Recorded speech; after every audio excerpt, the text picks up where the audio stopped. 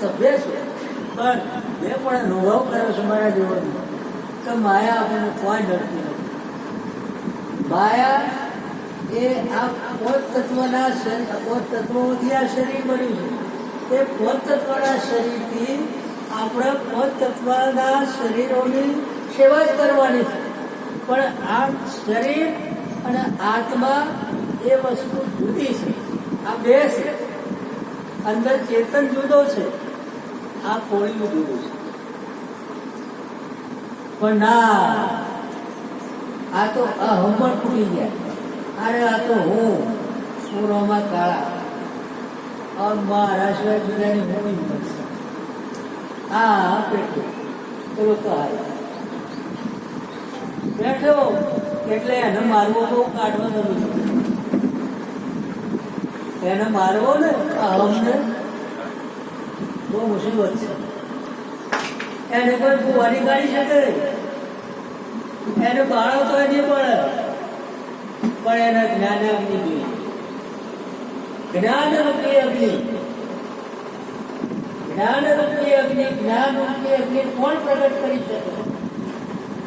એ જે ગુરુ તત્વ જાણતો હોય તેવા જ્ઞાની આવા મહાપુરુષ એમનો બોધ, એમનો ઉપદેશ, એમનું જ્ઞાન લઈ અને તું કોણ છે એની ઓળખ કરાવશે કે ભાઈ તું આ નથી, આ રોમભાઈ તું નથી, આ ડાયાભાઈ તમે નથી, તું હજાર અમર અવિનાશી આત્મા છે. આત્મા શું પરમાત્મા એમ તો આપણે બધા કહીએ, પણ એ તો કહેવા ખાતર કહીએ છીએ. સમજાવો તમે ભક્તિ છે, સમજમાં આવે એ બાકી ભક્તિ કહેવાય.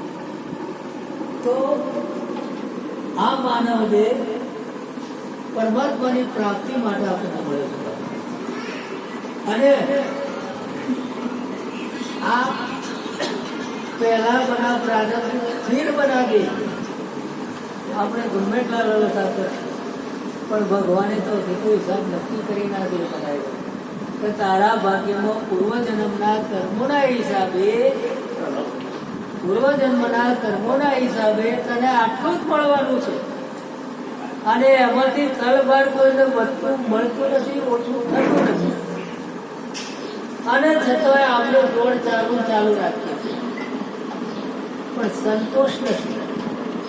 સંતોષ મોટું ધન છે, મોટા મોટું ધન કયું?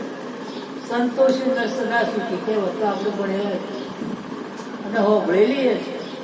પણ એ સંતોષને આપણે બાજુ પર મૂકીને વળ્યા બીજે લૂંટવા, તોડવા, નેતા થવા, આગેવાન થવા. હું 4 મણોમાં જરા હારો દેખાવો નહીં. અરે મારી આગળ કોણ બોલી શકે? આ પાછા દુશ્મનો કઈ પછી આત્મતત્વ ત્યાંથી ગણે ઓગળી જવાનું છે.